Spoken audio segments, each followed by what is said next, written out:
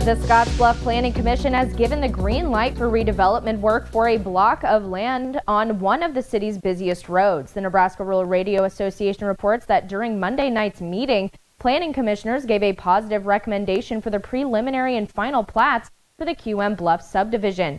The entity owns the local Arby's, who is building a new and improved location just east of its current store on West 27th Street. Following the positive recommendation from the Scottsbluff Planning Commission, the item will go to the Scottsbluff City Council on July 1st.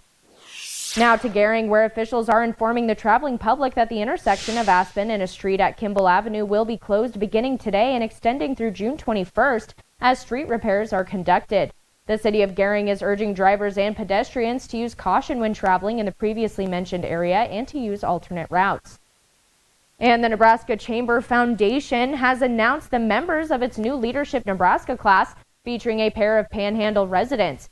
Gering resident Clinton Schleicher with Allo Communications and Sydney's Timothy Craig with Adams Industries are among the 35 individuals selected from across the state to participate in the program that features candidates that have demonstrated a strong commitment to Nebraska and its future.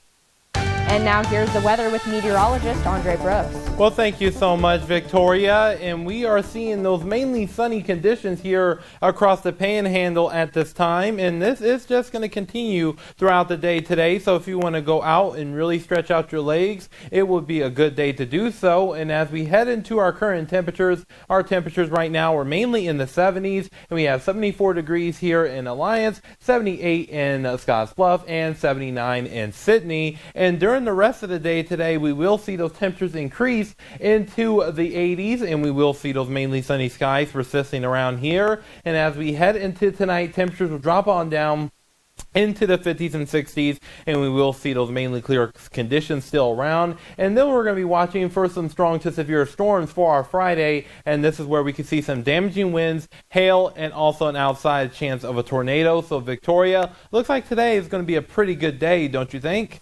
Yes, I do. Thank you, Andre. And June is National Pet Preparedness Month, and the Nebraska Emergency Management Agency is reminding you to not forget to include your pets in your emergency plans. Many people have a plan or things on hand in the event of disaster, but pets are often forgotten in those plans. Just like humans, it's recommended to keep 3 days of food on hand for your pet along with extra water. Everybody's always kind of in the mindset for humans and for your human children. We have to keep the pet children in mind as well.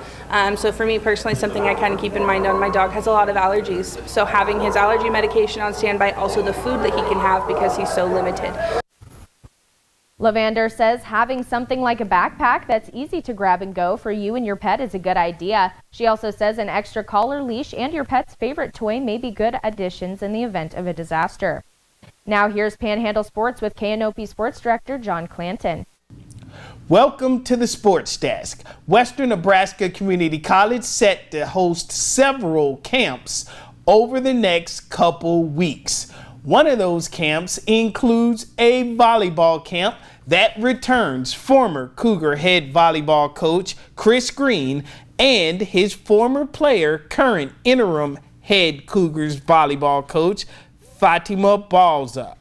In addition, there will be a basketball camp, along with a volleyball camp out at Landers Complex, put on by the soccer teams. You can register for all the camps by logging on to WNCC's athletic website, wnccathletics.com.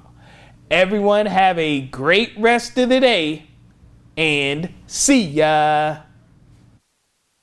And for fans heading to the College World Series this weekend, there are some things you'll want to keep in mind when you're going around town. Several bridges are under renovation in Omaha. Drivers who use the Hamilton Street Bridge along Highway 75 will be impacted the most because the bridge and sidewalks going across are closed until the fall. There are shuttle buses available for people during parts of the day. Parts of the highway and the interstate are being resurfaced as well, but luckily the city says that work will take a timeout during the College World Series. All of our interstate projects, I-480, I-80, they all have the same provision that there shall be no lane closures while the College World Series is in session. It's also important to note the Binney Street Bridge is also out, and despite all the curveballs, people with the College World Series aren't worried. They say adjusted bus routes and scooters around town can help alleviate some of the pressure. And in national news, the U.S. Supreme Court rejects a bid to restrict access to the abortion pill mifepristone. The court unanimously ruled this morning that the group of anti-abortion doctors who questioned the Food and Drug Administration's decisions making it easier to access the pill did not have legal standing to sue. As a result, the lawsuit will be dismissed. Another regulatory decision left in place means women can still obtain the pill within 10 weeks of gestation instead of 7. And a decision allowing healthcare providers other than physicians to dispense the pill will remain in effect. And lastly, the U.S. House of Representatives has voted to hold Attorney General Merrick Garland in contempt of Congress, making him the third AG in U.S. history to face the charge. The 216 to 207 vote fell along party lines. The move came after Garland refused to turn over audio of President Biden's interview with investigators in his classified documents case. The White House released the transcripts, but Biden asserted executive privilege to block House committees from obtaining the audio. And that's all we have for now. Remember to join us weekdays for the Panhandle Roundup, covering the stories in the Panhandle that matter to you. Have a great day.